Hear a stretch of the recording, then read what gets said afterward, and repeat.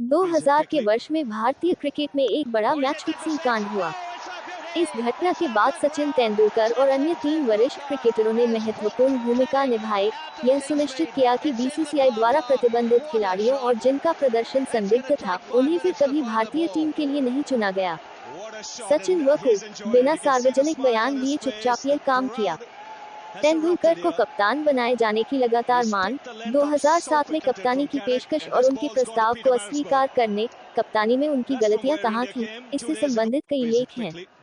Saint George Park, Port Elizabeth में भारत और दक्षिण अफ्रीका के बीच दूसरे टेस्ट मैच में भारत के 2001 के दक्षिण अफ्रीका दौरे में मैच रेफरी माइक डेनिस ने अत्यधिक अपील करने के लिए 4 भारतीय खिलाड़ियों पर जुर्माना लगाया। साथ ही भारतीय कप्तान सौरव गांगुली पर अपने नियंत्रण को नियंत्रित नहीं करने के लिए जुर्माना लगाया। 3. तेंदुलकर पर कथित गेंद से छेड़छाड़ के आरोप में डेनिस द्वारा एक खेल का निलंबित प्रतिबंध लगा दिया गया था। टेलीविजन कैमरों ने ऐसी तस्वीरें उठाई जिनसे पता चलता है कि तेंदुलकर क्रिकेट गेंद की सीम को साफ करने में शामिल हो सकते हैं। यह कुछ परिस्थितियों में गेंद की स्थिति को बदलने के बराबर हो सकता है। डेनिस ने सचिन तेंदुलकर को गेंद से छेड़छाड़ के आरोप में दोषी पाया और उन्हें एक टेस्ट मैच का प्रतिबंध लगा दिया।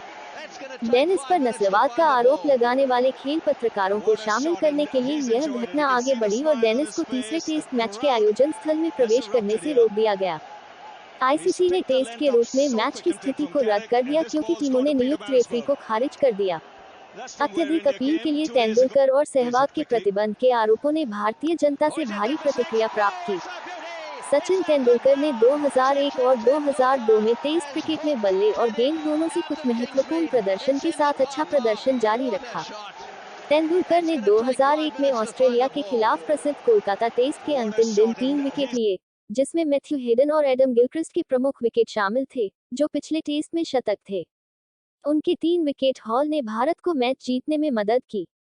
इसके बाद हुई 5 मैचों की एकदिवसीय श्रृंखला में उन्होंने गोवा के फतोर्डा स्टेडियम में अंतिम मैच में तत्कालीन ऑस्ट्रेलियाई कप्तान स्टीव वॉ के विकेट का दावा करते हुए एक दिवसीय मैचों में अपना 100वां विकेट लिया। वेस्टइंडीज में 2002 श्रृंखला में तेंदुलकर ने पहले टेस्ट में 79 रन बनाकर अच्छी शुरुआत की। पोर्ट ऑफ स्पेन में दूसरे टेस्ट में सचिन तेंदुलकर ने पहली पारी में 117 रन बनाए। अपने 93वें टेस्ट मैच में उनका 29वां टेस्ट शतक सर डोनाल्ड ब्रैडमैन के 29 टेस्ट शतकों के रिकॉर्ड की बराबरी की। इस उपलब्धि को हासिल करने के लिए उन्हें माइकल शूमाकर के माध्यम से फिएट द्वारा फरारी 360 मोडेना उपहार में दी गई थी। फिर अब तक के अभूतपूर्व क्रम में उन्होंने अगली 4 पारियों में 0, 0, 8 और 0 का स्कोर बनाया। वो अंतिम टेस्ट में 41 और 86 एक अर्धशतक बनाकर फॉर्म में लौटे। हालांकि भारत सीरीज हार गया। इस अवधि में अगस्त 2002 में इंग्लैंड के खिलाफ तीसरे टेस्ट मैच में सचिन ने अपने 99वें टेस्ट मैच में ब्रैडमैन के रिकॉर्ड को पार करने के लिए अपना 30वां टेस्ट शतक बनाया। तेंदुलकर ने 2003 क्रिकेट विश्व कप में 11 मैचों में 673 रन बनाकर भारत को फाइनल में पहुंचने में मदद की, जबकि ऑस्ट्रेलिया ने 1999 में जीती हुई ट्रॉफी को बरकरार रखा। तेंदुलकर को मैन ऑफ द टूर्नामेंट का पुरस्कार दिया गया। उन्होंने उस वर्ष ओडीआई क्रिकेट में भारी स्कोर करना जारी रखा, जिसमें न्यूजीलैंड और ऑस्ट्रेलिया से जुड़ी एक त्रिकोणीय श्रृंखला में 2 शतक शामिल थे। एक अंशकालिक गेंदबाज के रूप में उन्होंने त्रिकोणीय श्रृंखला के फाइनल में थके हुए शतकवीर मैथ्यू हेडन को आउट किया। 2003-04 में जब भारत ने ऑस्ट्रेलिया का दौरा किया था तब ड्रॉ हुई श्रृंखला में तेंदुलकर ने श्रृंखला के अंतिम टेस्ट में अपनी छाप छोड़ी थी। सिडनी में 55.27 की स्ट्राइक रेट से 436 गेंदों में 33 चौकों की मदद से नाबाद 241 रन बनाकर भारत को लगभग अपराजित स्थिति में ला दिया था। उन्होंने पारी के दौरान क्रीज पर 613 मिनट बिताए। इसके बाद उन्होंने टेस्ट की दूसरी पारी में नाबाद 60 रन बनाए। इस टेस्ट मैच से पहले उनके पास असामान्य रूप से भयानक फॉर्म था, जो पिछले 3 टेस्ट मैचों की सभी 6 पारियों में विफल रहे थे। यह कोई अपवाद नहीं था कि 2003 टेस्ट क्रिकेट में उनका सबसे खराब वर्ष था, जिसमें 17.00 का औसत और सिर्फ एक अर्धशतक था। तेंदुलकर ने मुल्तान में पाकिस्तान के खिलाफ निम्नलिखित श्रृंखला में नाबाद 194 रन बनाए। तेंदुलकर के 200 के पार पहुंचने से पहले भारतीय कप्तान राहुल द्रविड़ घोषित, अगर उसने ऐसा किया होता तो यह चौथी बार होता जब उसने टेस्ट में मील का पत्थर पार किया होता। तेंदुलकर ने कहा कि वह निराश हैं और इस घोषणा ने उन्हें हैरान कर दिया है। कई पूर्व क्रिकेटरों ने टिप्पणी की कि द्रविड़ की घोषणा खराब थी। मैच के बाद, जिसे भारत ने जीत लिया, द्रविड़ ने कहा कि इस मामले पर आंतरिक रूप से चर्चा की गई थी और इसे समाप्त कर दिया गया था। इसके बाद टेनिस एल्बो की चोट ने तेंदुलकर को काफी प्रभावित किया, जिससे वह साल के अधिकांश समय के लिए टीम से बाहर हो गए। केवल आखिरी 2 टेस्ट के लिए वापस आए जब ऑस्ट्रेलिया ने 2004 में भारत का दौरा किया। उन्होंने उस श्रृंखला में मुंबई में भारत की जीत में एक भूमिका निभाई। तेजी से 55 के साथ, हालांकि ऑस्ट्रेलिया ने श्रृंखला 2-1 से अपने नाम कर ली। 10 दिसंबर 2005 को फिरोजशाह कोटला में तेंदुलकर ने श्रीलंका के खिलाफ अपना रिकॉर्ड तोड़ 35वां टेस्ट शतक बनाया। इसके बाद तेंदुलकर ने टेस्ट शतक के बिना अपने करियर का सबसे लंबा समय बिताया। मई 2007 में बांग्लादेश के खिलाफ 101 रन बनाने से पहले 17 पारियां बीत गईं। तेंदुलकर ने 6 फरवरी 2006 को पाकिस्तान के खिलाफ एक मैच में अपना 39वां एक दिवसीय शतक बनाया। उन्होंने 11 फरवरी 2006 को पाकिस्तान के खिलाफ दूसरे एक दिवसीय अंतर्राष्ट्रीय मैच में 42 और उसके बाद लाहौर में 13 फरवरी 2006 को शत्रुतापूर्ण सीमित परिस्थितियों में 95 रन बनाए, जिसने भारत की जीत तय की। 19 मार्च 2006 को अपने घरेलू मैदान वानखेड़े में तीसरे टेस्ट की पहली पारी में इंग्लैंड के खिलाफ केवल 1 रन पर आउट होने के बाद तेंदुलकर को भीड़ के एक वर्ग द्वारा मैदान से बाहर कर दिया गया था, पहली बार जब उन्होंने कभी सामना किया था ऐसी परत।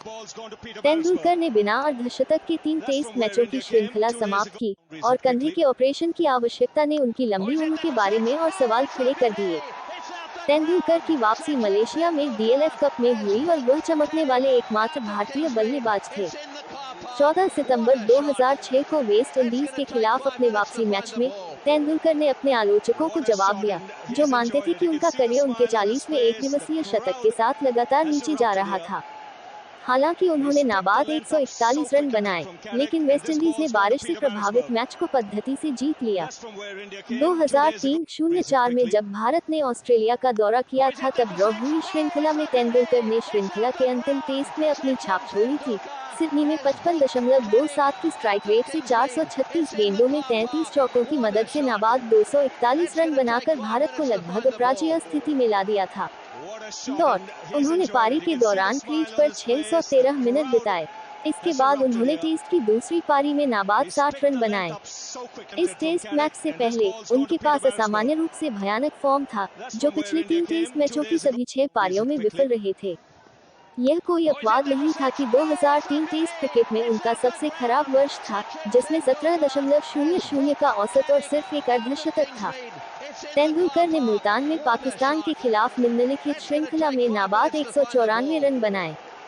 तेंदुलकर के 200 के पार पहुंचने से पहले भारतीय कप्तान राहुल द्रविड़ घोषित। अगर उसने ऐसा किया होता तो यह चौथी बार होता जब उसने टेस्ट में मील का पत्थर पार किया होता। तेंदुलकर ने कहा कि वह निराश है और इस घोषणा ने उन्हें हैरान कर दिया है।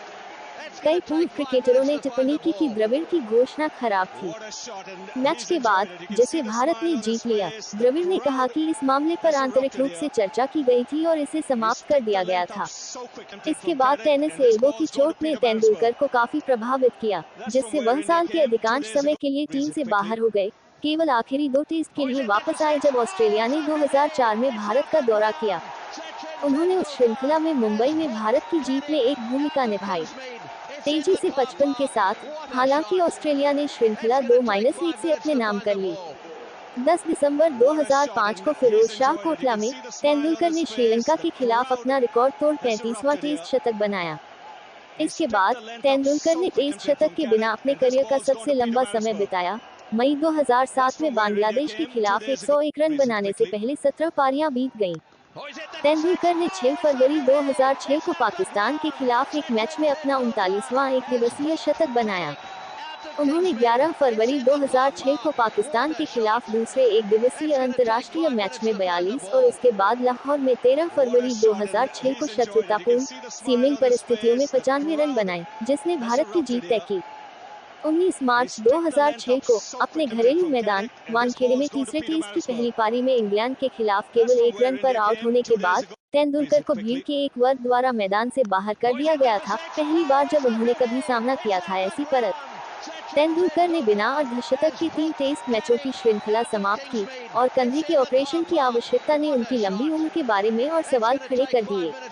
तेंदुलकर की वापसी मलेशिया में डीएलएफ कप में हुई और वह चमकने वाले एकमात्र भारतीय बल्लेबाज थे। 14 सितंबर 2006 को वेस्ट इंडीज के खिलाफ अपने वापसी मैच में तेंदुलकर ने अपने आलोचकों को जवाब दिया, जो मानते थे कि उनका करियर उनके 40वें एकदिवसीय शतक के साथ लगातार नीचे जा रहा था। हालांकि उन्होंने नाबाद 141 रन बनाए, लेकिन वेस्ट इंडीज ने बारिश से प्रभावित मैच को पद्धति से जीत लिया। बांग्लादेश के खिलाफ टेस्ट सीरीज में युगल अपने शुरुआती स्लॉट में लौटे और उन्हें मैन ऑफ द सीरीज चुना गया। उन्होंने दक्षिण अफ्रीका के खिलाफ फ्यूचर कप के पहले 2 मैचों में 99 और 93 रन बनाए। दूसरे मैच के दौरान वो पहले 15,000 रन बनाने वाले बन गए थे। वो प्रमुख रन स्कोरर थे और उन्हें मैन ऑफ द सीरीज चुना गया। 28 जुलाई 2007 को नॉटिंघम टेस्ट के दूसरे दिन युगल 11,000 टेस्ट रन पूरे करने वाले तीसरे क्रिकेटर बने। इंग्लैंड के खिलाफ की एक दिवसीय श्रृंखला में युगल 53.42 के औसत के साथ भारत की ओर से अग्रणी रन स्कोरर थे। अक्टूबर 2007 में ऑस्ट्रेलिया के खिलाफ एक दिवसीय श्रृंखला में युगल 278 रनों के साथ अग्रणी भारतीय रन स्कोरर थे। तेंदुलकर 2007 में 90 और 100 के बीच 5 बार आउट हुए थे, जिसमें 99 पर 3 बार शामिल थे, जिससे कुछ सुझाव मिले कि वह अपनी पारी के इस चरण में घबराहट से निपटने के लिए संघर्ष कर रहे हैं। तेंदुलकर अपने अंतर्राष्ट्रीय करियर के दौरान 90 के दशक में 27 बार आउट हुए हैं। पाकिस्तान के खिलाफ 5 एक दिवसीय मैचों की श्रृंखला में वह मोहाली में दूसरे मैच में 99 रन पर उमर गुल की गेंद पर कामरान अकमल द्वारा पकड़े गए थे और उस श्रृंखला के चौथे मैच में वह दूसरी बार 90 के दशक में आउट हुए। गुल की गेंद को अपने स्टंप पर घसीटने से पहले उन्होंने 97 रन बनाए। 2008 में भारत के ऑस्ट्रेलिया दौरे में सिडनी टेस्ट में एंड्रू साइमंड्स ने हरभजन सिंह पर नस्लवादी टिप्पणियों का आरोप लगाया। साइमंड्स ने हरभजन सिंह पर उन्हें बंदर कहने का आरोप लगाया। इस मामले को ऑस्ट्रेलियाई मीडिया द्वारा मंकी गेट करार दिया गया है। सिंह को सुनवाई के बाद मैच आईसीसी रेफरी ने निलंबित कर दिया था। सचिन तेंदुलकर उस समय नॉन स्ट्राइकर एंड पर खड़े थे जब साइमंड्स ने दावा किया कि नस्लवादी टिप्पणियां हुई। मैच रेफरी की सुनवाई में सचिन ने ICC match referee Mike Proctor से कहा, भज्जीत सिंह ने साइमंड्स से क्या कहा वह ठीक नहीं कह सकते, लेकिन अगली सुनवाई में तेंदुलकर ने अपना रुख बदल दिया और मैच रेफरी से कहा कि हरभजन ने ऐसा नहीं कहा। साइमंड्स बंदर, लेकिन कहा तेरी माँ की। हिंदी में इसका मतलब है तुम्हारी माँ की। उद्धरण। इस मामले पर अपनी आत्मकथा प्लेइंग माय वे में सचिन तेंदुलकर ने लिखा, तेरी माँ की। यह एक ऐसी अभिव्यक्ति है जिसका इस्तेमाल हम अक्सर उत्तर भारत में अपना गुस्सा निकालने के लिए करते हैं और मेरे लिए यह सब खेल का हिस्सा है। बाद के दिनों में मामला बड़ा हो गया और लगभग इस दौरे को रद्द करना पड़ा। रेफरी ने सिंह को 3 टेस्ट के लिए निलंबित कर दिया, लेकिन अपील और सचिन के बयान के बाद निलंबन की सुनवाई पलट गई। एंड्रू साइमंड्स ने बाद में मंकी गेट में कहा, 10 साल बाद एक वृत्तचित्र जो इस मामले पर आधारित था, जब मैंने मुंबई इंडियंस आईपीएल फ्रेंचाइजी के लिए खेलना शुरू किया तो एक बार हरभजन सिंह मेरे पास आए और माफी मांगी। डॉक्यूमेंट्री में साइमंड्स ने कहा, हम एक रात बारबेक्यू, ड्रिंक और डिनर के लिए एक बहुत अमीर आदमी के घर जाते हैं और पूरी टीम वहाँ होती है और उसके पास वहाँ मेहमान थे और हरभजन ने कहा, दोस्त क्या मैं आपसे बात कर सकता हूँ?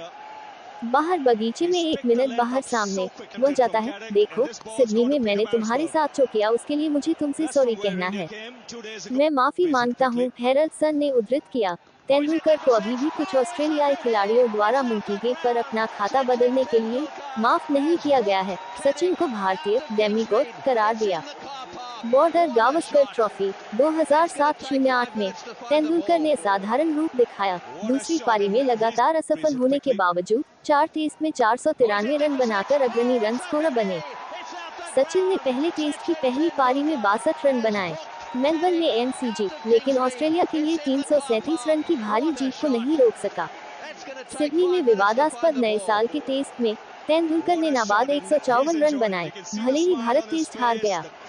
यह एससीजी में उनका तीसरा शतक था और कुल मिलाकर उनका 38वां टेस्ट शतक। पारी पूरी करने के समय उन्होंने मैदान पर 326 की औसत अर्जित की। पैट के वाका क्रिकेट ग्राउंड में तीसरे टेस्ट में सचिन ने भारत के लिए पहली पारी में 330 के स्कोर में महत्वपूर्ण भूमिका निभाई। एक अच्छा स्कोर बनाया। भारत ने वाका में एक ऐतिहासिक जीत दर्ज की, ऑस्ट्रेलिया के लगातार 16 जीत के क्रम को समाप्त कर दिया। एडिलेड ओवल में चौथे टेस्ट में, जो एक ड्रॉ में समाप्त हुआ, उसने पहली पारी में 153 रन बनाए, जिसमें वह शामिल था। हुई के साथ 126 रन की अहम साझेदारी वीएस। पांचवें विकेट के लिए लक्ष्मण ने भारत को 156 रन पर 4 विकेट पर 5 विकेट पर 282 रन के स्कोर तक पहुंचाया। उन्होंने मैन ऑफ द मैच का पुरस्कार हासिल किया। भारत, श्रीलंका और ऑस्ट्रेलिया को शामिल करते हुए एक दिवसीय अंतर्राष्ट्रीय कॉमनवेल्थ बैंक त्रिकोणीय श्रृंखला में तेंदुलकर एक दिवसीय मैचों में 16,000 रन पूरे करने वाले एकमात्र बल्लेबाज बने। उन्होंने 5 फरवरी 2008 को श्रीलंका के खिलाफ ब्रिस्बेन के गाबा में यह उपलब्धि हासिल की। उन्होंने 10, 35, 44 और 32 के स्कोर के साथ श्रृंखला शुरू की। टूर्नामेंट के बीच में उनका फॉर्म थोड़ा सा गिरा, लेकिन तेंदुलकर ने होबार्ट में बेलेरिव ओवल में श्रीलंका के खिलाफ भारत की जीत के खेल में जोरदार वापसी करते हुए 63 रन बनाए। 54 गेंदों पर उन्होंने पहले फाइनल में 120 गेंदों पर नाबाद 117 रन और दूसरे फाइनल में 91 रन बनाकर एक मैच जीतकर श्रृंखला समाप्त की। ESPN क्रिकइन्फो द्वारा दोनों नॉक को वर्ष के एक दिवसीय बल्लेबाजी प्रदर्शन के लिए नामित किया गया था। दक्षिण अफ्रीका ने 3 टेस्ट मैचों की श्रृंखला के लिए मार्च और अप्रैल 2008 में दौरा किया। तेंदुलकर ने श्रृंखला की अपनी एकमात्र पारी में 5 गेंदों में 10 रन बनाए। उन्होंने मैच में कमर में खिंचाव बनाए रखा और परिणामस्वरूप न केवल दूसरे और तीसरे टेस्ट को मिस करने के लिए मजबूर किया गया, बल्कि त्रिकोणीय श्रृंखला जिसमें बांग्लादेश, 2008 एशिया कप और IPL के उद्घाटन सत्र का पहला भाग भी शामिल था।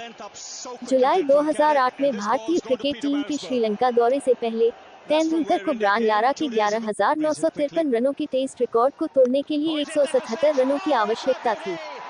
हालांकि वो सभी 6 पारियों में विफल रहे, कुल 95 रन बनाए।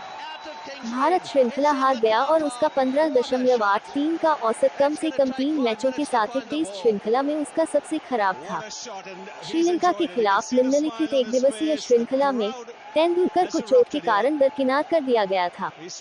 हालांकि भारत के बाद के ऑस्ट्रेलिया दौरे के दौरान उन्होंने पहले टेस्ट में 13 और 49 रन बनाकर फिटनेस और फॉर्म में वापसी की। दूसरे टेस्ट की पहली पारी में 88 रन बनाने से पहले ब्रायन लारा द्वारा बनाए गए सर्वाधिक टेस्ट रनों के रिकॉर्ड को तोड़ दिया।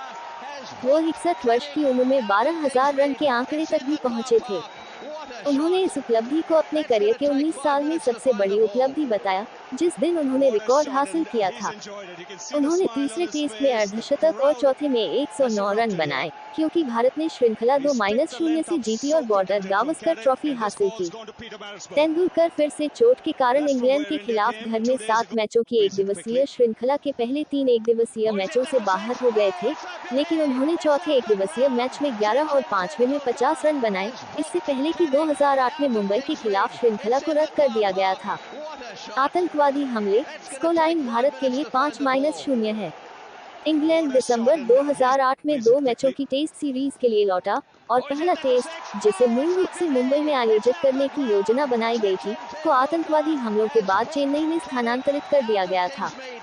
उस मैच में जीत के लिए 387 रनों का पीछा करते हुए तेंदुलकर ने नाबाद 103 रन बनाए और युवराज सिंह के साथ 5वें विकेट के लिए 163 रन की अटूट साझेदारी की।